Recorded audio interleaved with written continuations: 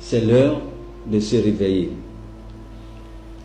Et vous allez comprendre tout à l'heure ce qu'est l'Afrique et le message que Dieu a caché dans la carte de l'Afrique. L'Afrique représente un crâne humain. Les pays qui se retrouvent dans la zone du cerveau ont connu de grandes civilisations, à l'exemple du royaume d'Égypte, d'Aksum et de Kush, parce que le cerveau est un organe pensant, source de l'intelligence de l'homme. Dans les Saintes Écritures, il est dit que le serpent a séduit Ève. En d'autres termes, le serpent a injecté la désobéissance dans la pensée de la femme. Nous voyons clairement ce serpent, la gueule ouverte, représentée par la mer Rouge. Il a trouvé une faille dans la pensée de la maman africaine et y a pénétré. Le Togo représente le trou de l'oreille africaine, d'où son rôle stratégique au sein du continent.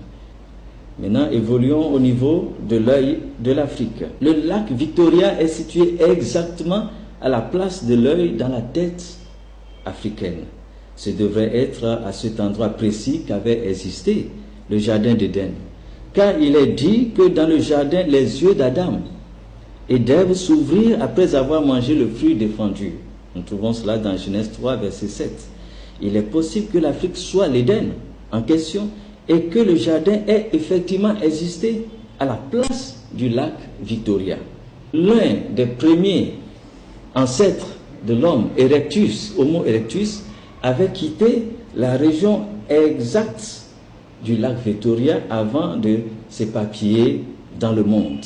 Les pays qui se retrouvent dans la zone de la bouche, à savoir l'Afrique du Sud, ont expérimenté une grande évolution parce que la bouche est l'organe moteur de la communication. Nous avons une référence en Afrique du Sud qui est M. Nelson Mandela.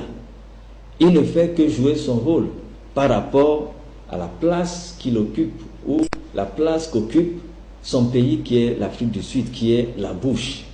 Et donc Nelson Mandela est aujourd'hui l'un des grands médiateurs africains et le plus écouté, le plus respecté. Tout simplement parce qu'il vient de cette partie de l'Afrique qui représente la bouche.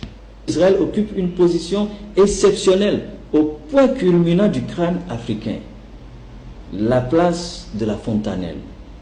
Et vous allez remarquer que chez les enfants, à cet endroit précis, il y a un mouvement. On pourrait dire que c'est la respiration qui se fait sentir. Mais Dieu a créé ce phénomène uniquement pour nous dire qu'il y a quelque chose qui se passe à cet endroit précis, que c'est l'endroit où il a placé son peuple élu. Maintenant, nous allons voir ce que regarde l'Afrique.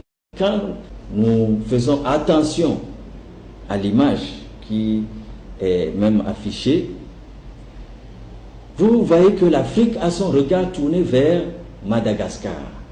Alors, que représente Madagascar? Lorsque nous renversons la carte de Madagascar, nous pouvons constater la forme d'un sexe masculin. En effet, selon la Bible, Cham est le père de l'Afrique. Maintenant, la Bible dit que Cham vit la nudité de son père pendant qu'il était ivre, dans Genèse 9, 22. Et nous déduisons alors que l'Afrique représente aussi la tête de Cham, regardant la nudité de son père Noé, laquelle nudité est symbolisée par Madagascar. Il suffit de faire attention avec l'image qui est affichée et vous remarquez que Madagascar représente effectivement la forme du sexe masculin. Alors, ce que